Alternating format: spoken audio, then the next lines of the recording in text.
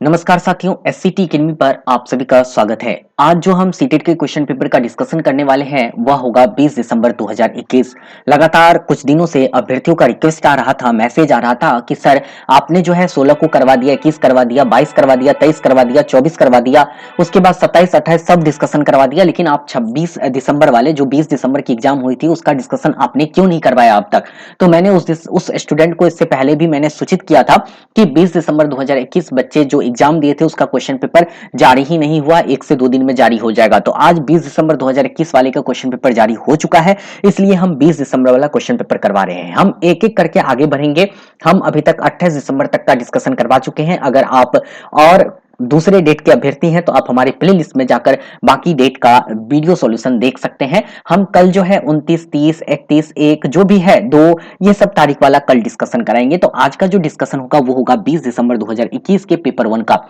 मैं बार बार कह रहा हूं पेपर 2 जो है मैं बाद में करवाऊंगा, पहले मैं एक बार पेपर 1 को खत्म कर लेता हूं, फिर पेपर 2 का जो है हम एक एक करके डिस्कशन कराएंगे, शुरू करेंगे। कुछ बच्चे का यह भी रिक्वेस्ट आ रहा है कि सर ईवीएस कब होगा, हिंदी कब होगा, संस्कृत कब होगा। हमने आपसे वादा किया था कि आज जो है हम आपको ईवीएस हिंदी या संस्कृत उपलब्ध करवाएंगे, लेकिन हम आप सभी अभ्यर्थियों से क्षमा चाहते हैं कि आज उपलब्ध नहीं हो पाएगा। किसी कारणवश जो ईवीएस के सर थे, हिंदी के सर थे, वो व्यस्त हैं, उनको कुछ प्रॉब्लम है, फैमिली इशू है, जिस वजह से वो सर नहीं बना पा रहे हैं वीडियो। उम्मीद है कि वो सर कल से वीडियो अपडेट देना शुरू कर देंगे। तो आप लोग थोड़ा सा धैर्य रख लीजिए बेटा, थोड़ा सा धैर्य रख लो, क्योंकि धैर्य रखेंगे तभी कुछ होने वाला है। वैसे भी एक सप्ताह में जो है ऑफिशियल आंसर की आ ही जाएगी, तो आप वहां से भी एग्जैक्ट मिला सकते हैं, और जितने ऑफिशियल आंसर की से आएगा उतना तो आपका रिजल्ट बनेगा ही, उतना मार्क्स आएगा ही, फिर नॉर्मलाइज भी होगा स्कोर, है ना। ये सारा चीज होगा, तो घबराना नहीं है। आज हम 20 दिसंबर वाला कर रहे हैं, तो हम आपके लिए इतना ज्यादा मेहनत कर रहे हैं, एक दिन में 5-5 डेट का वीडियो सॉल्यूशन दे रहे हैं। आप मेरे लिए थोड़ा सा मेहनत कर दीजिए। अगर आपको वीडियो पसंद आ रहा तो हमारे वीडियो को लाइक कर दीजिए और दोस्तों की भी शेयर कर दीजिए, ताकि जो 20 दिसंबर वाले अभ्यर्थी होंगे ना वो यहां पर आ जाएंगे, कम से कम उसे इस क्वेश्चन से बेनिफिट मिल जाएगा, इसका आंसर से बेनिफिट मिल जाएगा। प्लीज आप सबसे रिक्वेस्ट है कि आप एक बार शेयर कर दीजिए और वीडियो को जरूर लाइक कर दीजिए। अगर आप हमारे चैनल पर नए हैं तो चैनल को भी जरूर सब्सक्राइब कर लीजिएगा, ताकि आने वाले समय में कोई भी टीचिंग रिलेटेड एग्जाम की सारी इंफॉर्मेशन, सभी परीक्षाओं की तैयारी भी आपको हम यूट्यूब चैनल के माध्यम से करवाएंगे। समय दर समय जो है आपको तैयारी होते रहेगी, साथ ही हम ढेर सारा क्वेश्चन भी करवाएंगे। आप हमारे टेलीग्राम चैनल पर भी जुड़ जाइए, जहां पर हम बराबर पीडीएफ वगैरह शेयर करते रहते हैं, ठीक है। और वहां आपको जो है ऑनलाइन टेस्ट की भी व्यवस्था रहती है, चाहे सीटेट हो, यूपी टेट हो, रीट हो, एमपी टेट हो, बिहार का कोई एग्जाम हो या स्टेट हो, सब कुछ की जानकारी आपको वहां से मिलेगी, ठीक है। तो चलते हैं बेटा हम आज के क्वेश्चन की तरफ और देखते हैं क्वेश्चन 20 दिसंबर 2021 का पहला क्वेश्चन। चलिए आते हैं 20 दिसंबर 2021 के पहले क्वेश्चन के पीडीएफ की तरफ। हम पहुंच चुके हैं अपने पीडीएफ पर, और देखिए यहां पर ये जो एग्जाम हुई थी वो 20 दिसंबर 2021 को हुई थी। सबसे पहले तो मैं उस अभ्यर्थी को धन्यवाद देता हूं जो 20 दिसंबर 2021 का क्वेश्चन पेपर हमारे साथ शेयर किए हैं। तो यहाँ पर ये टेस्ट जो हुआ था वो 20 दिसंबर को हुआ था। तो अभी जो हम डिस्कशन कर रहे हैं वो 20 दिसंबर 2021 का डिस्कशन कर रहे हैं। तो 20 दिसंबर वाले जितने भी अभ्यर्थी हैं सभी जुड़ जाइए और आप अपना आंसर मिलाना शुरू कर दीजिए। चलते हैं हम क्वेश्चन नंबर 1 की तरफ और देखते हैं आज का क्वेश्चन नंबर 1। क्वेश्चन नंबर 1 है राष्ट्रीय शिक्षा नीति 2020 किस पर बल देती है। तो यह देता है ऑप्शन नंबर 2 सम प्रत्यय समझ पर। तो सही आंसर है 1 का ऑप्शन नंबर 2। चलिए बढ़ते हैं क्वेश्चन नंबर 2 की तरफ, देखते हैं क्वेश्चन नंबर 2 क्या है।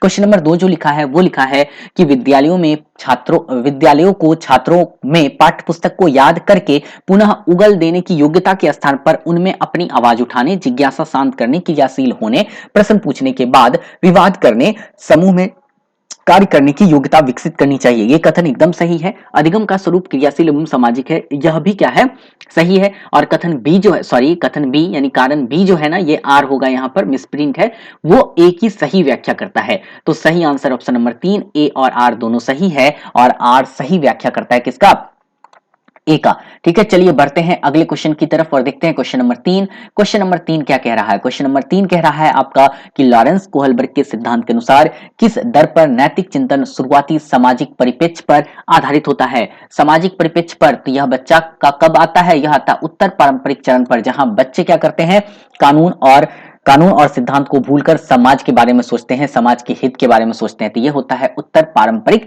चरण, दूरस्थ तो होता ही नहीं है। ठीक है, चलिए बढ़ते हैं अगले क्वेश्चन की तरफ और देखते हैं क्वेश्चन नंबर 4। क्वेश्चन नंबर 4 यहाँ पर कह रहा है कि निम्न में से कौन सी नीति छात्रों को चिंता का सामना करने में सहायता नहीं देती है।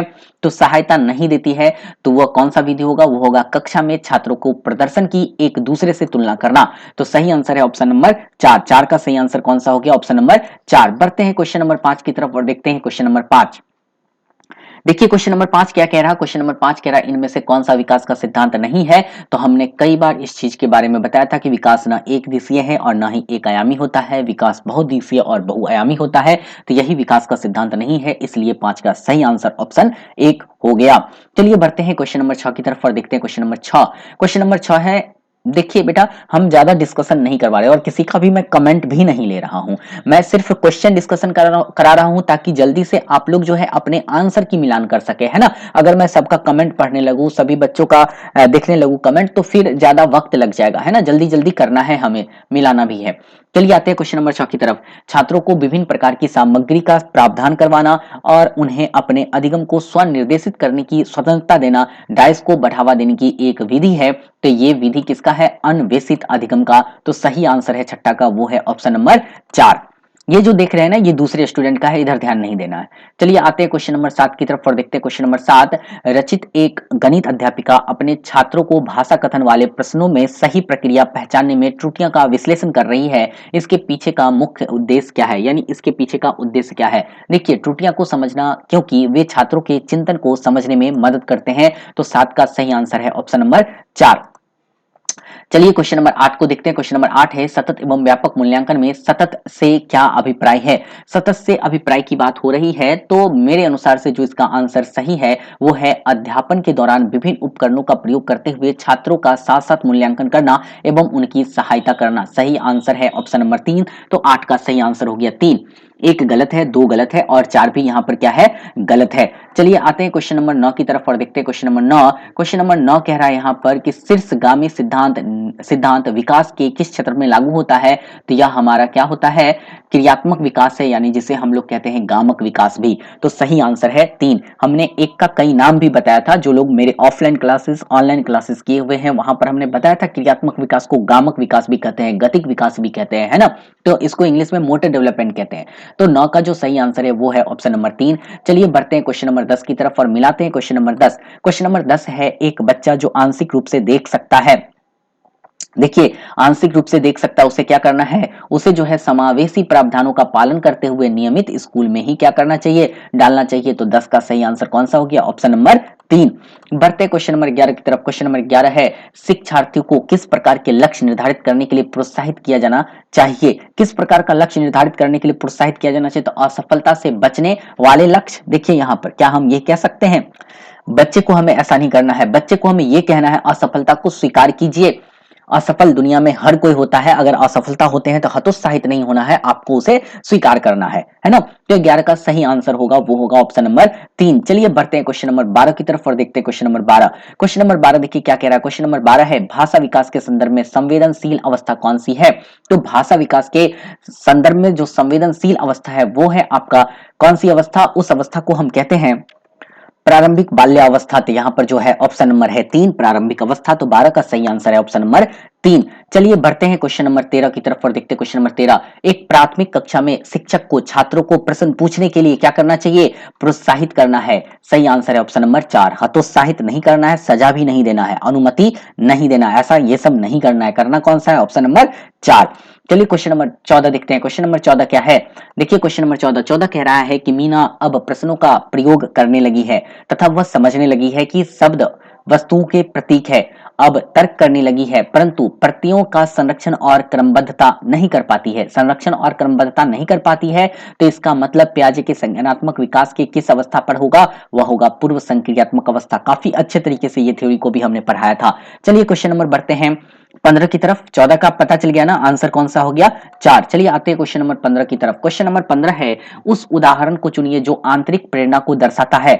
आंतरिक प्रेरणा को दर्शाता है, तो देखिए अपनी परियोजना कार्य के लिए रवि विभिन्न स्रोत तलाश कर रहा है, क्योंकि नई जानकारी लेने में रुचि रखता है। ये आंतरिक रूप से भी प्रेरित है।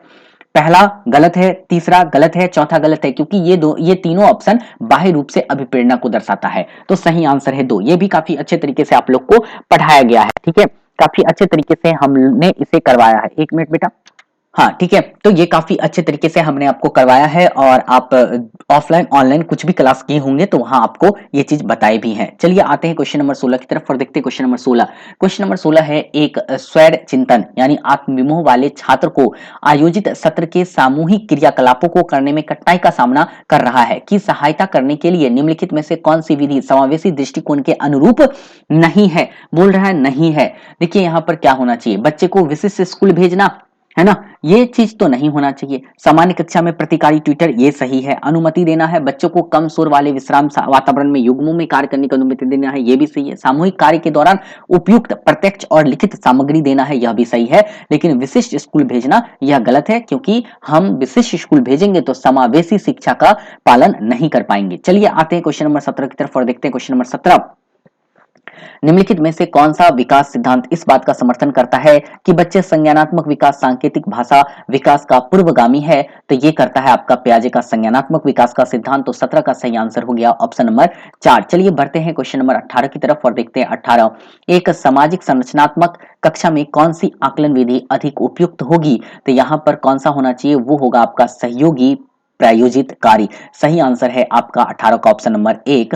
बढ़ते हैं क्वेश्चन नंबर 19 की तरफ। क्वेश्चन नंबर 19 कह रहा है, जेंडर रूढ़िवादिता को रोकने के लिए एक अध्यापक द्वारा कक्षा में प्रयोग की जाने वाली कौन सी विधि उचित नहीं है। उचित नहीं है तो कौन सा विधि उचित नहीं होना चाहिए, तो इसमें है कक्षा में बालक बालिका को अलग अलग बैठने की व्यवस्था करना, यह चीज उचित नहीं है।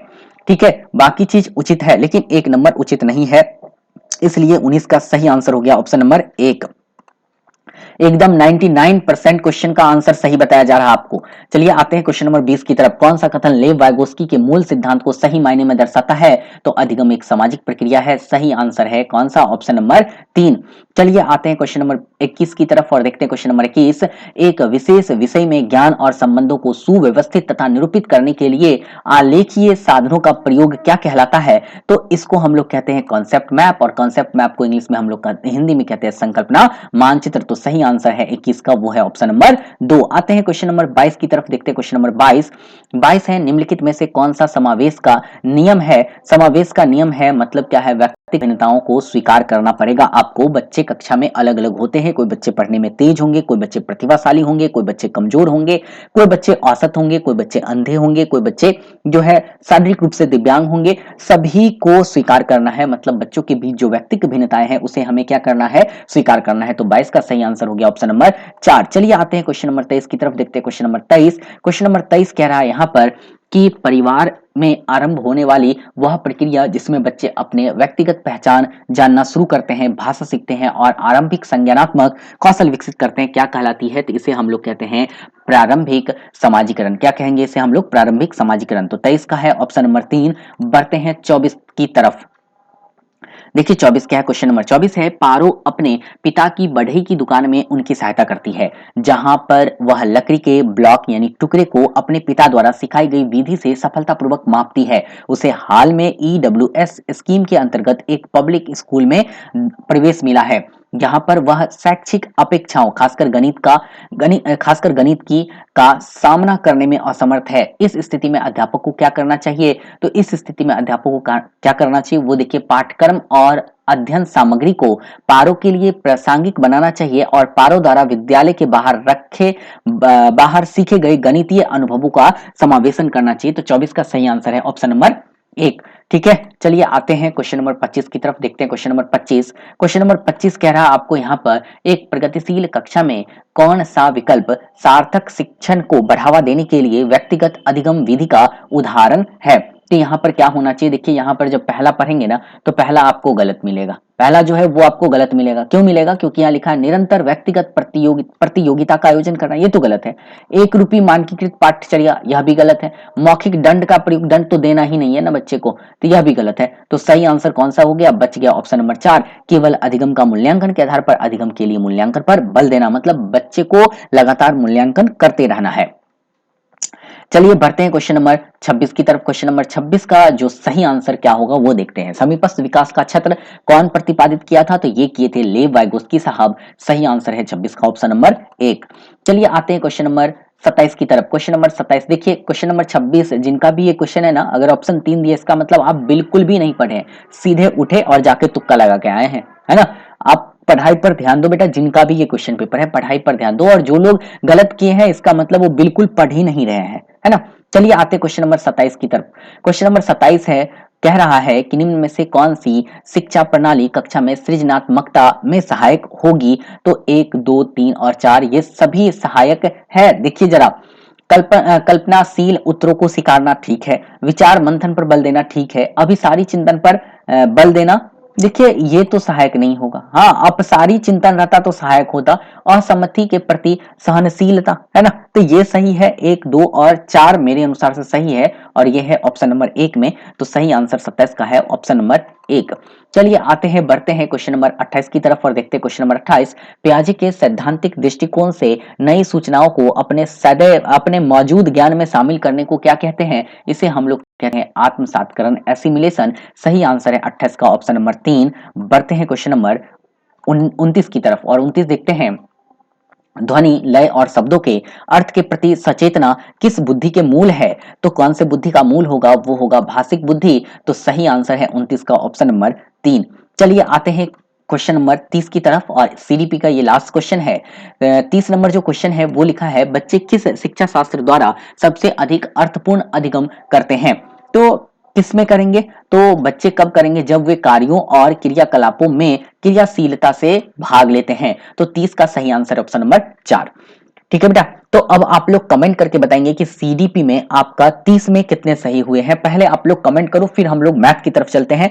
10 से 20 सेकंड का आपको टाइम देते हैं कमेंट करने के लिए। पहले आप कमेंट करके हमें बताइए कि आप जो है सीडीपी में कितना अंक अर्जित किए हैं, कितना अंक लाए हैं। ईमानदारी पूर्वक आप लोग कमेंट कीजिए, क्योंकि हमने जो भी आंसर बताया वो 99.99% करेक्ट है। ठीक है बेटा, चलिए बढ़े हम आगे। चलिए ठीक है, तो हम बढ़ते हैं अब मैथ की तरफ। यानी अभी जो हम डिस्कशन कर रहे हैं वो कर रहे हैं 20 दिसंबर 2021 का, और 20 दिसंबर 2021 का अब हम चलेंगे मैथ की तरफ। बाकी जो बच्चे कमेंट कर रहे हैं कि सर 29 का कब, 30 का कब, 31 का कब, बाकी जो भी बच्चे हैं ना वो कल आएंगे। मतलब मैं कितना बनाऊं आप, मैं तो सीरियली ही चलूंगा ना, एक एक करके ही चलूंगा ना। अब बीच में 17 वाले को कर दूंगा, 15 वाले को कर दूंगा, तो फिर बच्चे बोलेंगे 29 वाले कि सर हमारा छोड़ के 15 वाले को कर रहे हैं, हमसे क्या दुश्मनी है? बेटा मुझे किसी से दुश्मनी नहीं है, मुझे सभी से प्रेम है, सभी से प्यार है, मुझे किसी से दुश्मनी नहीं है। इसलिए मैं सीरियली करता हूं ताकि किसी को कोई शिकायत ना रहे, बस अपनी बारी की प्रतीक्षा करे। इंसान में ना धैर्य रखने की कैपेसिटी होनी चाहिए। मैं एक छोटी सी स्टोरी सुनाऊंगा अंत में, अभी नहीं, अभी तो हम डिस्कशन करते हैं। ठीक है, तो इंसान में धैर्य रखने की कैपेसिटी रखनी चाहिए, और जिस इंसान में धीरज है ना वो इंसान आज के समय में सबसे महान इंसान है। ठीक है, चलिए बढ़ते हैं मैथ की तरफ। आप लोग कमेंट कर दिए हैं, हम कमेंट देख के वहां पर लाइक कर देंगे आपके कमेंट को। ठीक है, चलिए बढ़ते हैं क्वेश्चन नंबर मैथ का 1 की तरफ। तो आ गए हम गणित में, और गणित में हम देखते हैं क्वेश्चन नंबर 1।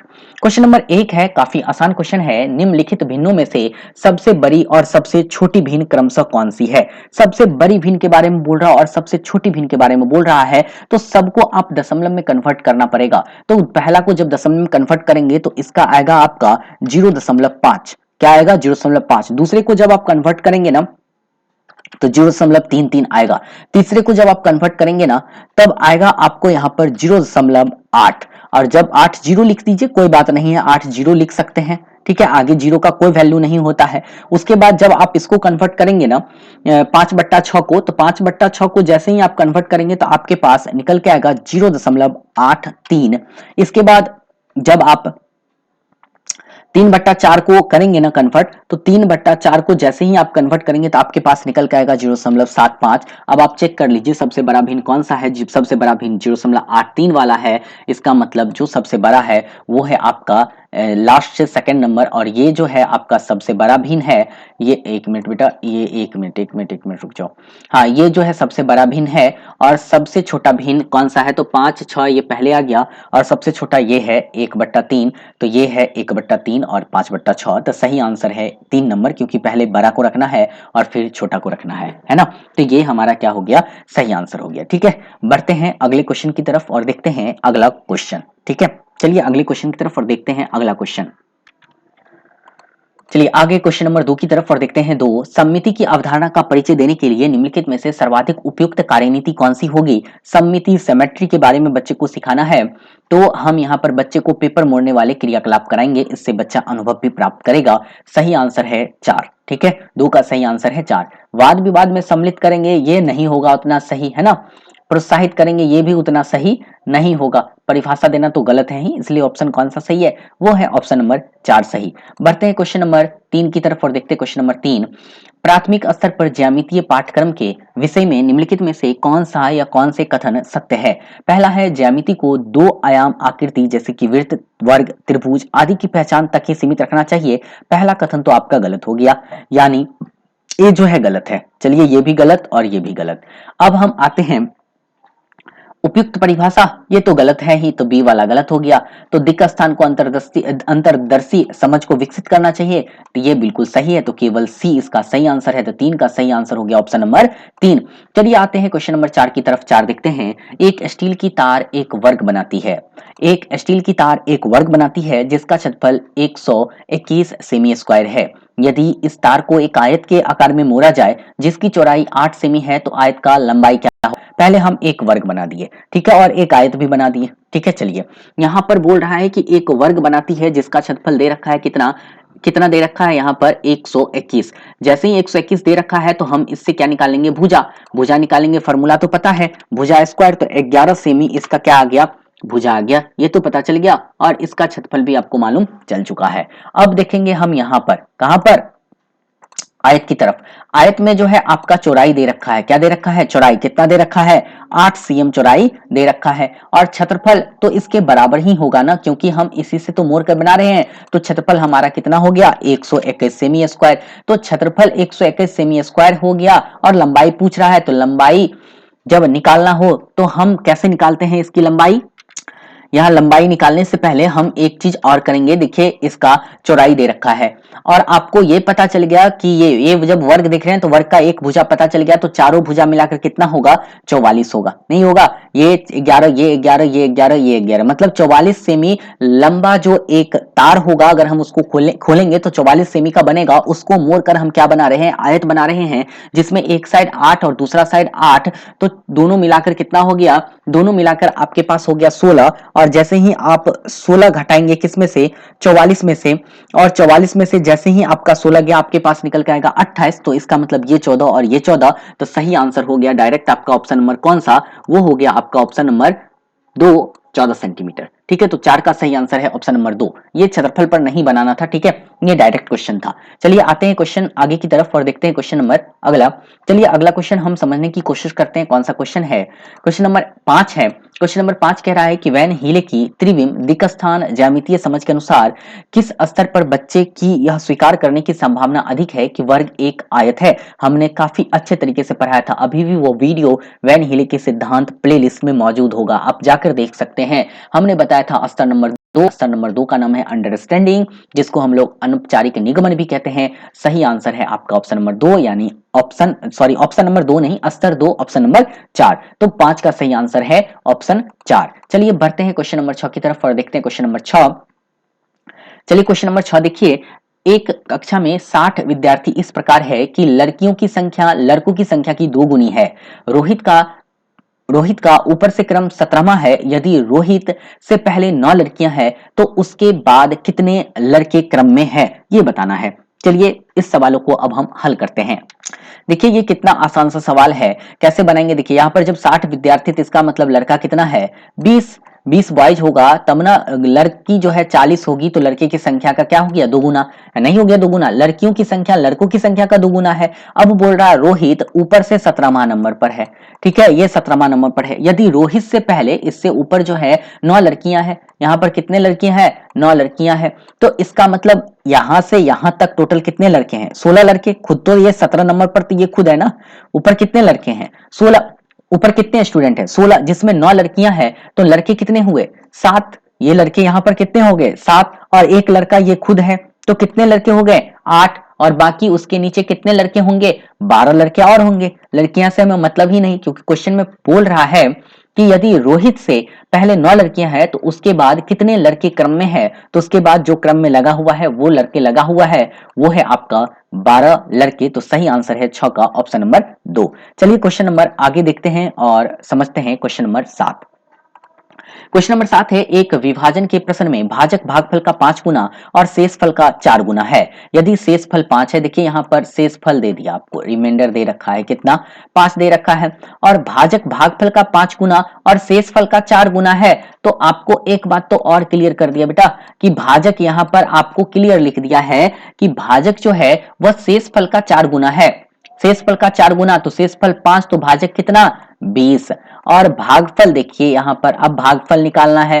भागफल के बारे में क्या हिंट्स लिखा है कि भाजक भागफल का 5 गुना है, तो इसका मतलब ये 4 होगा तभी ना इसका 5 गुना होगा, 4 पंचे 20, तो बोल रहा भाज्य क्या होगा।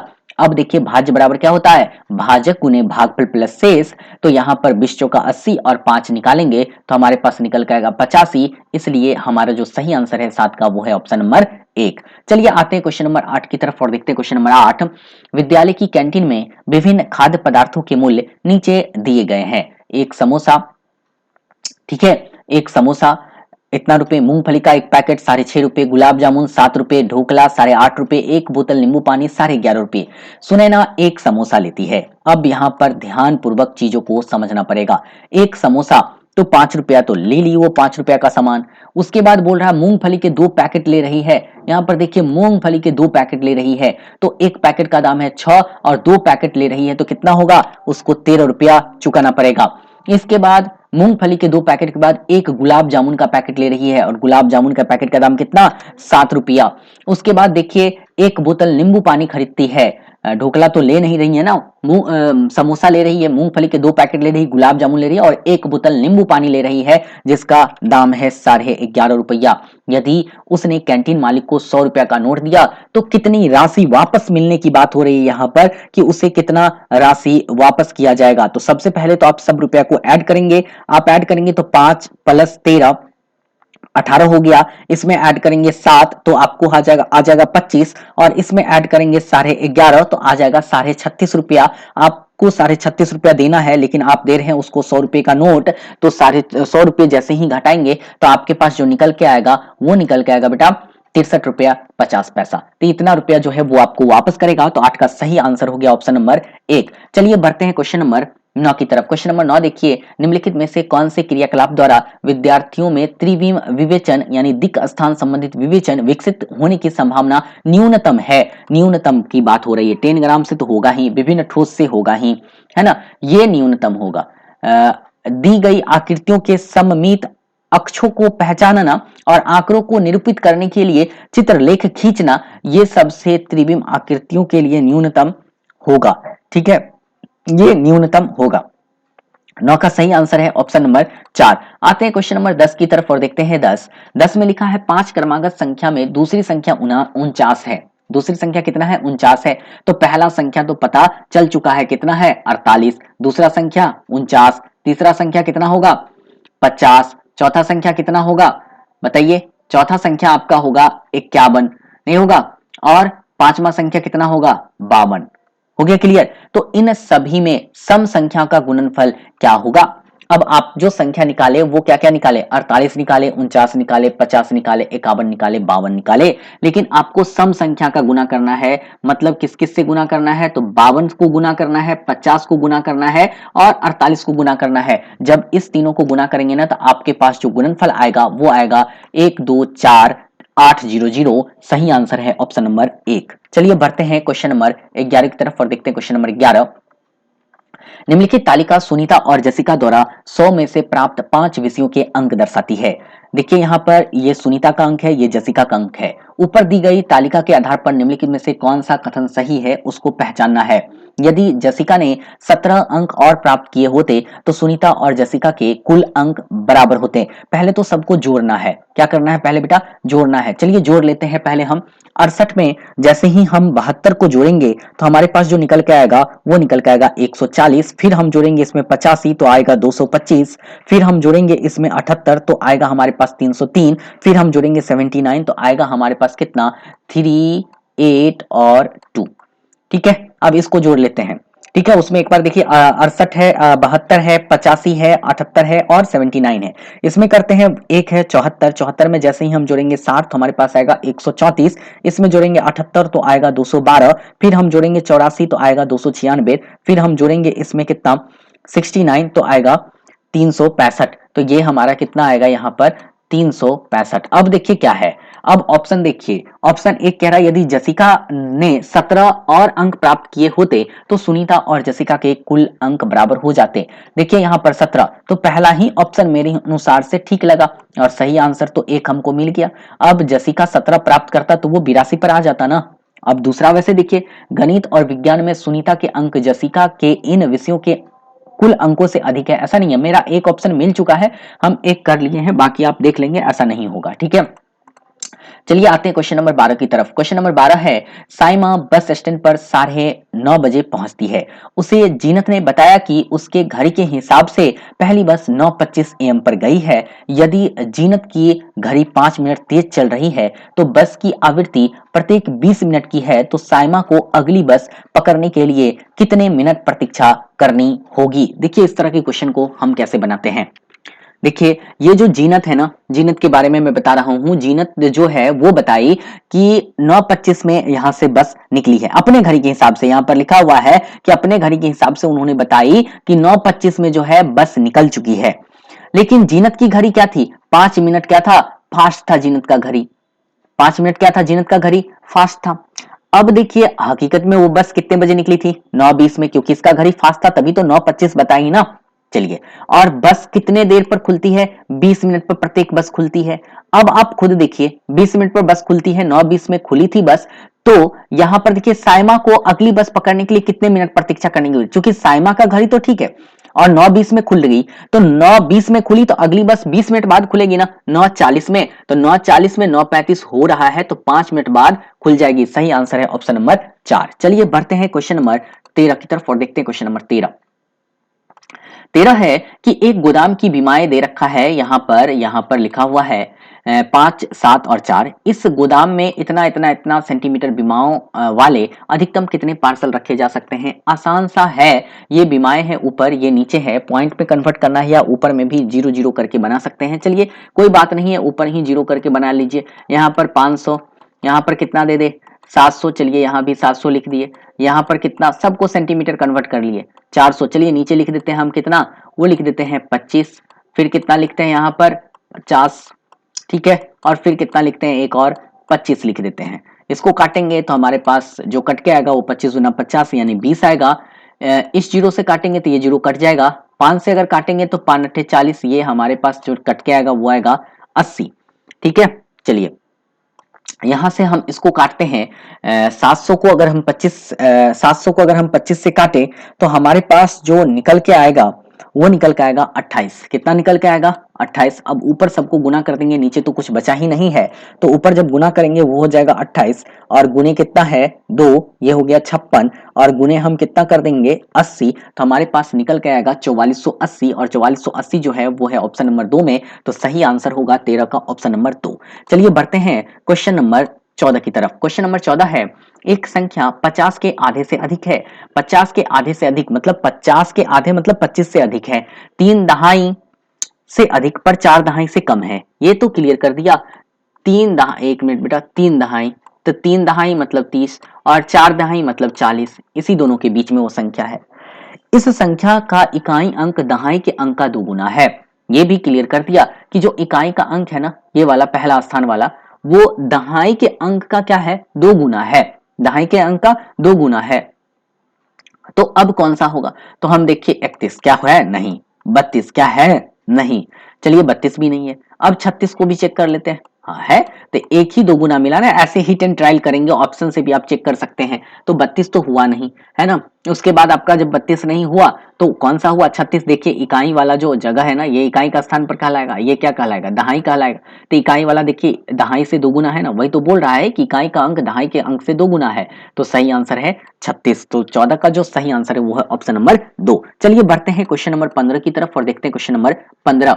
गणित की कक्षा में अध्यापक ने निम्नलिखित प्रश्न पूछे, दो संख्या ज्ञात कीजिए जिसका योग 8 है। उस त्रिभुज को खींचिए जिसका परिमाप 50 है। 25 के गुणनखंड क्या है? परिमाप की परिभाषा दीजिए। देखिए सी और डी जो है ना ये बंद अंत वाला प्रश्न है और ए और बी जो है ना वो मुक्त अंत वाला प्रश्न है। तो ए बी मुक्त सिरे वाला प्रश्न है जबकि सी और डी बंद अंत वाला प्रश्न है। मुक्त अंत वाले प्रश्न के बारे में भी मैंने अच्छी तरीके से क्लास में पढ़ाया था और बंद अंत वाला भी पढ़ाया था। मुक्त वाला जिसका एक से अधिक उत्तर होता है, बंद वाला जिसका सिर्फ और सिर्फ एक उत्तर होता है। चलिए बढ़ते हैं क्वेश्चन नंबर 16 की तरफ। 15 पता चल गया आंसर कौन सा हो गया। 15 का आंसर जो है वो है ऑप्शन नंबर 1। आते हैं 16 की तरफ। क्वेश्चन नंबर 16 है, क्वेश्चन नंबर 16 ये है कि एक मिनट बेटा, एक मिनट। हाँ, क्वेश्चन नंबर 16 है कि 1 सेमी गुने 1 सेमी वाले 36 छोटे वर्गों को कुल कितने प्रकार से व्यवस्थित किया जा सकता है जिसका परिमाणिक क्षेत्रफल 36 cm स्क्वायर्ड है। अब देखिए कितने तरीके से हम इसको कर सकते हैं। अब देखिए एक वर्ग ये है, 36 वर्ग होना चाहिए। एक वर्ग ये है, क्षेत्रफल भी ध्यान रखना है आपको। एक वर्ग ये है, ऐसे करके कितने वर्ग लगा के हम बना सकते हैं। थोड़ा सा रीजनिंग बेस्ड क्वेश्चन है, बोला भी था सीटेट वाले ने कि हम रीजनिंग बेस्ड क्वेश्चन डालेंगे। अब थोड़ा सोचिए और बताइए। देखिए इस सवालों को हल कैसे करना है। इस सवालों को हल करना है, ये 36 को ना दो गुणनखंड में लिख देना है। तो कैसे लिख सकते हैं आप, कैसे लिख सकते हैं 36 को? तो एक आप लिख सकते हैं यहां पर क्या लिख सकते हैं, 2 गुने 18। तो पहला तो एक तरीका यह है व्यवस्थित करने का। तीसरा 3 गुने 12, दूसरा तरीका यह है। तीसरा 4 गुने कितना लिखेंगे, 4 गुने 9। 5 से होगा नहीं होगा, 6 से भी होगा, 6 गुने कितना 6। इसके बाद और कोई तरीका है? नहीं है। 7 से होगा ही नहीं, 8 से होगा नहीं होगा, 9 से नहीं होगा चूंकि 9 वाला तो है ही, 10 से 11 वगैरह से तो होगा नहीं। कितने ऑप्शन आगे हमारे पास? ये 4 तरीका है करने का। तो ये 4 तरीका से हम बनाएंगे तो सही आंसर है ऑप्शन नंबर 3। ये 4 यानी सही है, इसलिए ऑप्शन नंबर 3 में 4 लिखा है। तो 16 का सही आंसर होगा ऑप्शन नंबर 3। 1 2 3 4, इसके अलावा और कोई तरीका नहीं है जिसको आप व्यवस्थित कर पाएंगे। ठीक है बेटा, कोई दिक्कत नहीं। आगे की तरफ बढ़ते हैं। चलिए आते हैं क्वेश्चन नंबर 17 की तरफ। क्वेश्चन नंबर 17 है कि किसी एक पूर्ण संख्या का योज तत्समक के रूप में उल्लिखित किया जाता है। योज तत्समक की बात हो रही है। इसका जो सही आंसर है योज तत्समक वाला वो है आपका स्वयं। योज तत्समक कहने का मतलब होता है कि किसी संख्या के में अगर हम उस संख्या को जोड़ते हैं तो वही संख्या प्राप्त होती है। तो योज तत्समक 0 होता है और 0 को जब किसी संख्या के साथ जोड़िएगा तो वही संख्या प्राप्त होगा। तो 17 का सही आंसर है ऑप्शन नंबर 3। चलिए क्वेश्चन नंबर बढ़ते हैं 18 की तरफ। क्वेश्चन नंबर 18 है, विद्यार्थियों को गणितीय संक्रियाओं पर आधारित समस्याओं का समाधान करना सिखाने के लिए निम्नलिखित में से कौन सा कथन संतोषजनक नहीं है। नहीं है वाली बात हो रही है यहाँ पर। देखिए यहाँ पर कौन सा नहीं होना चाहिए। इसका सही आंसर है ऑप्शन नंबर 3। प्रश्नों को हल करने के लिए केवल एक विशेष प्रकार की प्रणाली पर महत्व दिया जाना चाहिए, यही गलत है। पूछ रहा है कौन सा नहीं है, तो ये नहीं है, इसलिए ये इसका सही उत्तर है। ठीक है, चलिए बढ़ते हैं अगले क्वेश्चन नंबर 19 की तरफ। क्वेश्चन नंबर 19 है कि निम्नलिखित में से कौन सा गणित में सृजनात्मक चिंतन का एक मुख्य सूचक है। सृजनात्मक चिंतन, तो सही सूत्रों को स्मरण करना बिल्कुल भी नहीं। मानकीकृत तरीके से समस्या समाधान, ये तो नहीं ही होना चाहिए। प्रश्न को प्रस्तुत करना, अब प्रश्न को अगर आप प्रस्तुत कर रहे हैं तो ये सृजनात्मक चिंतन हो सकता है। मानकीकृत तरीके का मतलब होता है कि एक ही तरीके का समस्या समाधान करना, ये नहीं है। प्रश्न को प्रस्तुत करते हैं तो आप अपने मन से ना प्रश्न को बनाते हैं, तो इसलिए जब अपने मन से कर रहे हैं, मौलिक विचार दे रहे हैं, तो इसको हम लोग क्रिएटिव थिंकिंग कहते हैं। तो सही आंसर होगा 19 का ऑप्शन नंबर 3। चलिए बढ़ते हैं क्वेश्चन नंबर 20 की तरफ। क्वेश्चन नंबर 20 है, गणित के शिक्षण अधिगम में निम्नलिखित में से कौन सा लक्षण रचनात्मक प्रक्रिया का नहीं है। रचनात्मक प्रक्रिया का नहीं है। देखिए यहां पर नहीं है बोल रहा है, तो नहीं है होगा समस्या समाधान के निर्धारित तरीका अपनाने को प्रोत्साहन देना। निर्धारित तरीका अगर आप अपनाने के लिए प्रोत्साहित कर रहे हैं बच्चे को, तो यह गलत होगा। बाकी सही है, बाकी सब सही है। ठीक है, तो पूछ रहा कौन नहीं है, तो ये नहीं है, इसलिए उसका सही उत्तर है। तो 20 का जो सही उत्तर है वो हो गया ऑप्शन नंबर 4। एक देखिए, कक्षा प्रारंभ करते समय विद्यार्थियों की प्रारंभिक समझ का आकलन करना, ये तो सही है। बच्चे को प्रोत्साहित करना, यह भी सही है। संज्ञानात्मक संघर्ष के लिए अवसर प्रदान करना, यह भी सही है। तो 20 का जो सही उत्तर है वो हो गया ऑप्शन नंबर 4। चलिए बढ़ते हैं क्वेश्चन नंबर 21 की तरफ। क्वेश्चन नंबर 21 देखिए क्या है। क्वेश्चन नंबर 21 है, निम्नलिखित में से कौन सा कथन उचित है, यानी सही कौन सा कथन है। अवलोकन और संबंधों को पहचानने से प्राथमिक कक्षा के विद्यार्थियों द्वारा गणितीय ज्ञान का सृजन किया जा सकता है। पहला कथन तो सही है। गणित का अधिगम एक सामाजिक प्रक्रिया है जिसमें संवाद और वार्ता परिक्रमण सम्मिलित है। दूसरा कथन भी सही है। गणित के अधिगम में तर्क वितर्क की महत्वपूर्ण भूमिका है। ठीक है। और अगला है, कक्षा में गणितीय समझ के सृजन में संस्कृति की कोई भूमिका नहीं है। यही बात गलत है। तो डी तो इस दोनों में है, ये दोनों गलत हो गया। तो सही आंसर है ए बी और सी। तो ए बी सी इसका सही उत्तर है। तो 21 का जो सही आंसर मिल गया वो मिल गया ऑप्शन नंबर 1। चलिए आते हैं क्वेश्चन नंबर 22 की तरफ और देखते हैं क्वेश्चन नंबर 22। क्वेश्चन नंबर 22 है, निम्नलिखित कथनों में से किस में संख्या 4 का प्रयोग गणन संख्या भाव में हुआ है? संख्या 4 का प्रयोग गणन संख्या के भाव में हुआ है। इस पुस्तक का चौथा अध्याय बहुत रुचिकर है। बिल्कुल नहीं। इस समारोह में 4 टीमों ने भाग लिया। प्रतियोगिता में मेरा पुत्र चौथे स्थान पर है। इस इमारत की चौथी मंजिल पर मेरा कार्यालय है। तो सही आंसर होगा ऑप्शन नंबर 4। इस इमारत की चौथी मंजिल पर मेरा कार्यालय है। मतलब आपको इसके कार्यालय पर जाने के लिए 1 के बाद 2, 2 के बाद 3, 3 के बाद 4 पर जाना होगा। यहीं पर संख्या का भाव पता चलता है। तो सही आंसर है 22 का ऑप्शन नंबर 4। ठीक है। 1, 2 और 3 एकदम गलत है। 1, 2 और 3 जो है ना, ये इसका आंसर बिल्कुल भी नहीं है। ये भी गलत है, ये भी गलत है और ये भी गलत है। ठीक है। सही आंसर है ऑप्शन नंबर 4। चलिए आते हैं क्वेश्चन नंबर 23 की तरफ और देखते हैं क्वेश्चन नंबर 23। 3 अंकों की सबसे बड़ी संख्या और 2 अंकों की सबसे बड़ी संख्या से गुणा किया जाता है। देखिए यहाँ पर क्वेश्चन में दे रखा है 3 अंकों की बड़ी संख्या। हमने आपको बताया है बड़ी संख्या निकालते कैसे हैं, 9 लिखकर। तो 3 अंकों की बड़ी संख्या हो गया 3 बार 9, और 2 अंकों की बड़ी संख्या को जब आपस में गुना किया जाता है, इस गुणनफल को 2 अंकों की सबसे छोटी विषम संख्या से विभाजित किया जाए तो। अब यहां पर क्या बोल रहा है कि 2 अंकों की सबसे छोटी, पहले तो आप गुना कर लेंगे ना। चलिए गुना कर लेते हैं। तो गुना करेंगे 9, 3 बार 9 और 2 बार 9 से, तो हमारे पास जो गुना करके आएगा वो आएगा 98901। 98901 बोल रहा है। इसको हम भाग देते हैं। किससे भाग देते हैं? इस गुणनफल को 2 अंकों की सबसे छोटी विषम संख्या। अब सबसे छोटी विषम संख्या कौन सा है? 99 है ना।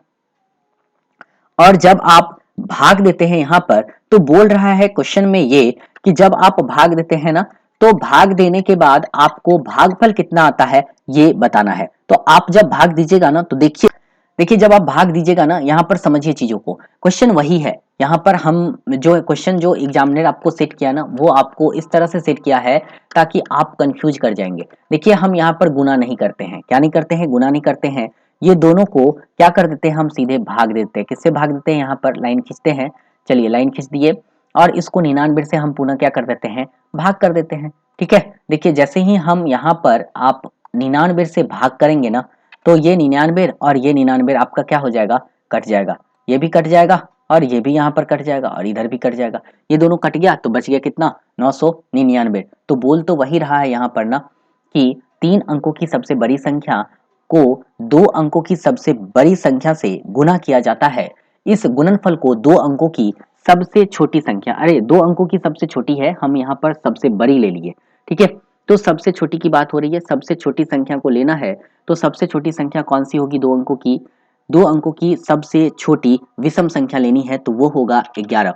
और 11 से जैसे ही हम काटेंगे, देखिए यहाँ पर काट रहे हैं, तो ये आप काटिएगा यहाँ पर, तो काट के आपके पास जो आएगा वो आएगा यहाँ पर 9। और जैसे ही आप गुना करेंगे 900, 1 मिनट बेटा, 9 आया। और 999 को जैसे ही आप गुना करेंगे तो 9 9 81, सही उत्तर जो आएगा वो आएगा ऑप्शन नंबर 2। कौन सा आएगा? Option number 2। आप देखिएगा गुना करके 999 गुने 9 तो कितना आएगा आपका? वो आएगा आपको 8991। तो इसका जो सही आंसर है वो हो गया ऑप्शन नंबर 2। यहाँ पर जो लिखा हुआ था ना, वो ये लिखा था कि 2 अंकों की छोटी संख्या से भाग देना। हम बड़ी विषम संख्या से भाग दे दिए थे, है ना। यही होता है। थोड़ा सा भी अगर आप मिस्टेक किए ना क्वेश्चन पढ़ने के लिए, तो उत्तर ही नहीं मिल पाता या गलत उत्तर टिक लग जाता है। चलिए बढ़ते हैं क्वेश्चन नंबर 24 की तरफ और देखते हैं क्वेश्चन नंबर 24।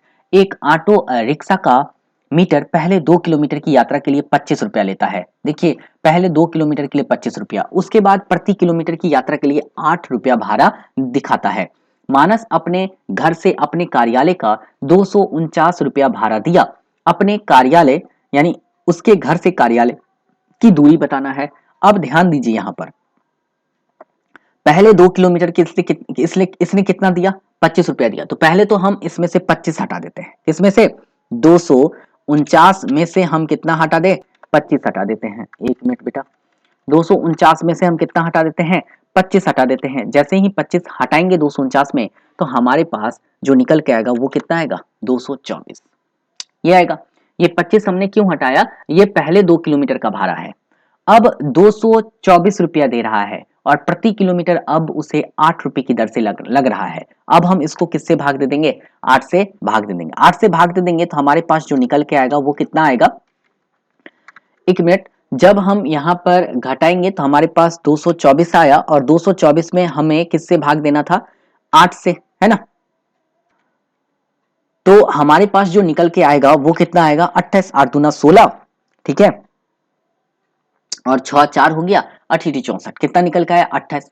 अब देखिए ये 28 किलोमीटर चला, ये बात पता चला कि ये 28 किलोमीटर गया और बाकी ये 2 किलोमीटर और बचा है 25 रुपया वाला। तो 28 में जैसे ही हम जोड़ेंगे 2 और जैसे ही जोड़ेंगे 2 तो हमारे पास जो उत्तर निकल के आएगा वो आएगा कौन सा, वो आएगा ऑप्शन नंबर 1, 30 किलोमीटर। तो 24 का सही आंसर है ऑप्शन नंबर 1, 30 किलोमीटर। चलिए बढ़ते हैं क्वेश्चन नंबर 25 की तरफ। क्वेश्चन नंबर 25 है, सड़क विक्रेताओं और दुकानदारों द्वारा प्रयोग में लाए जाने वाले गणितीय कौशल और सामर्थ्यों के संबंध में निम्नलिखित में से कौन सा कथन सत्य है। कक्षा में गणितीय प्रश्नों को हल करने के लिए यह लाभदायक नहीं है, ये तो गलत है, ए गलत है, तो ए जिस ऑप्शन में है वो कट हो जाएगा। तो इसमें है ये कट हो गया, इसमें भी है ये भी कट हो गया। वे अस्पष्ट और असंगत है, ऐसा तो नहीं होना चाहिए।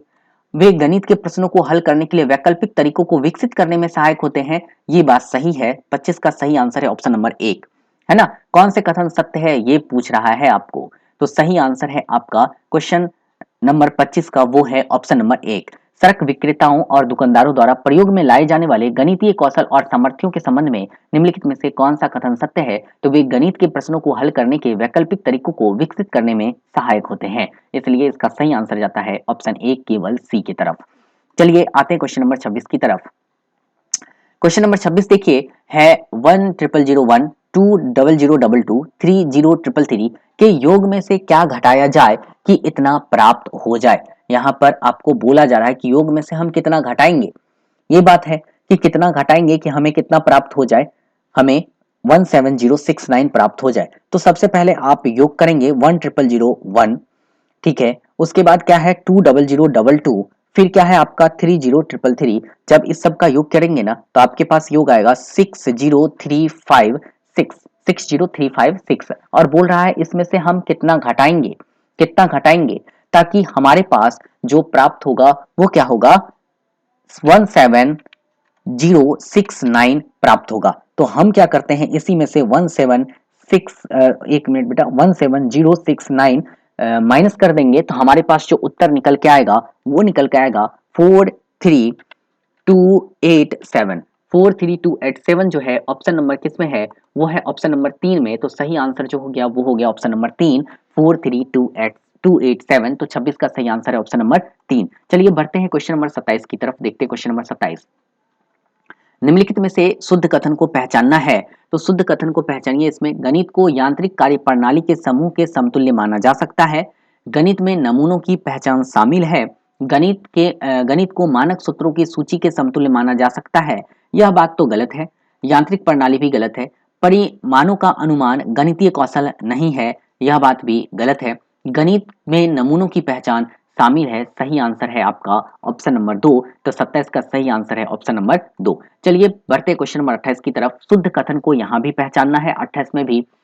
एक संख्या के दूसरी संख्या से गुणा करने पर उसका मान सदैव बढ़ जाता है, पहला कथन गलत है। आप सोच रहे होंगे नहीं सर पहला तो सही है, पहला गलत है बेटा। अगर एक संख्या को दूसरी संख्या में गुणा करेंगे क्या उसका मान बढ़ जाएगा, जरा करके देखिए तो। एक को एक से गुणा करेंगे बढ़ गया, बराबर रहा ना। एक को 2 से गुणा करें बढ़ गया, लेकिन इससे कम भी तो होता है। दशमलव का संख्या का गुणा करके देखिए तो 0.1 को 0.2 से गुणा कीजिएगा तो 0.02 आ जाएगा, तो ये तो और कम हो गया ना। तो पहला कथन गलत है। एक संख्या को दूसरी संख्या से विभाजित करने पर उसका मान सदैव कम हो जाता है। जब एक संख्या को दूसरी संख्या से, तो बी तो हमारा कोई ऑप्शन में अब है ही नहीं, तो बी भी हमारा खत्म हो गया कहानी। एक संख्या को 10 से गुना करने पर उसके इकाई के स्थान पर सदा शून्य होगा। जब किसी संख्या को 10 से अगर हम गुना करेंगे तो क्या इकाई के स्थान पर हमेशा शून्य आएगा? चलिए हम इसको देखते हैं, शून्य आता है या नहीं। मेरे हिसाब से शून्य नहीं आना चाहिए। देखिए 0.1 को हम जब 10 से गुना करते हैं, किससे गुना करिए? 10 से गुना किए तो कहाँ शून्य आया? इकाई के स्थान पर शून्य आया ही नहीं, एक आ गया। तो ये भी कथन गलत है। देखिए कैसे कैसे क्वेश्चन पूछ रहे हैं आपको कंफ्यूजन करने के लिए। आपको तो लगेगा किसी संख्या से 10 से गुना करेंगे तो अंत में तो 0 आना है, नहीं आएगा। दशमलव की संख्या में तो ऐसा होता नहीं। गुणनफल भागफल का प्रतिलोम है, एकदम है। गुणनफल का उल्टा ही तो भागफल है और भागफल का उल्टा ही तो गुणनफल है। सही आंसर केवल डी वाला आता है और डी वाला सही एक ही ऑप्शन में है, इसलिए हम 28 का सही आंसर देंगे ऑप्शन नंबर 4 केवल डी। हो गया क्लियर? चलिए बढ़ते हैं क्वेश्चन नंबर 29 की तरफ। देखते हैं क्वेश्चन नंबर 29। एक रेलगाड़ी बेंगलुरु से जो है आपको चलती है 23:55 घंटे पर, चलकर गुवाहाटी जो है 2 जुलाई 2020 को 5:20 पर पहुंचती है। बेंगलुरु से गुवाहाटी की यात्रा का कुल समय कितना है? तो यहाँ देखिए क्या है कि एक रेलगाड़ी बेंगलुरु से 23:55 घंटे पर चलकर गुवाहाटी 2 जुलाई 2020 को 5:20 में पहुंचती है। ये क्वेश्चन बेटा अधूरा है, इंग्लिश वाला क्वेश्चन का वर्जन है नहीं तो हम वहां से क्लियर कर देते। ये क्वेश्चन आपका अधूरा है क्योंकि यहाँ पर टाइम क्लियर ही नहीं है ना। ये 23:55 में चल रहा है, ये 23:55 कौन सा टाइम है, कितने तारीख वाला टाइम है, यही क्लियर नहीं है ना। ये डेट ही नहीं लिखा हुआ है। और बाकी अगर हम उसी दिन में बना ले एक दिन पहले वाला तो आंसर भी नहीं मिल रहा है।